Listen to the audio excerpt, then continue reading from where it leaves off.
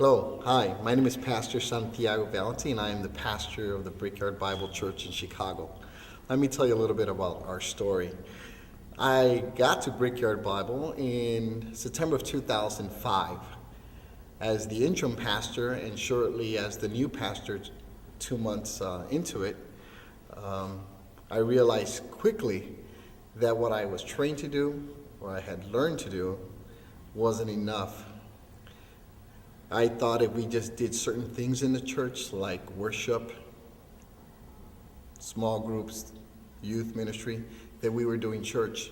Until one day God asked me a certain question. He said, "Are you making disciples?" And the answer was no. I really wasn't making disciples.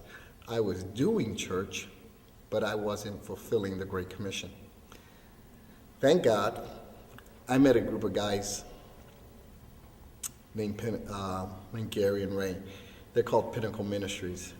And I learned with them certain critical things that put me on a path to realizing what I needed to do to make disciples and to be a church that was healthy. Now, in the beginning, what I did was take a church of a handful of people, not a lot. Understand that this was a church that was almost dying, mostly older. There was only a small group of people, just over a dozen people, and with great preaching and teaching, got it down to 5 people before we rebounded and started growing again. Again, didn't know what I was doing so much until I went to Retool and learned with these guys. After that, we spent about a good 18 months discovering the community's needs, our weaknesses, our strengths, the opportunities that God was giving us, and the threats that existed within our own church and even in the community. Once we put this all together, the vision was very clear for us of what God intended us and wanted us to do. This is what He told us. He says, "This is what I want you to do. I wanted you to build pictures of Christ." Since I was not making disciples, I said this became the key issue for me. How are we going to make disciples? How are we going to see that all the people that come to Brickyard and leave Brickyard look, smell, act, and think like Christ? So we wanted to design that picture. Then we wanted to see how are we going to go out and do this in our community. Well, again, after going through Retool and spending the 18 months necessary to learn, our vision became very clear. The vision that God had given Brickyard was to reflect the cultures of our community. Why? Because more people were coming into our community that we were not prepared for.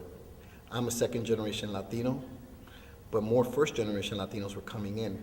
So how were we going to do a worship service for them or meet their needs and equip them to become pictures of Christ?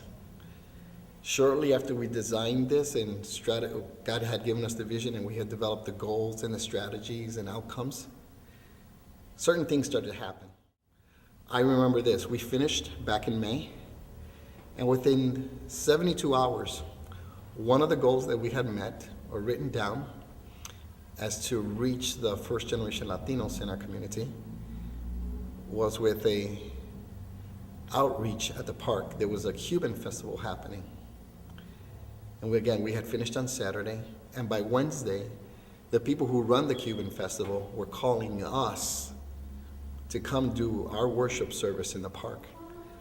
Exciting to be that we've been there now for the past 2 years, reaching and talking to almost 10,000 people on a weekend.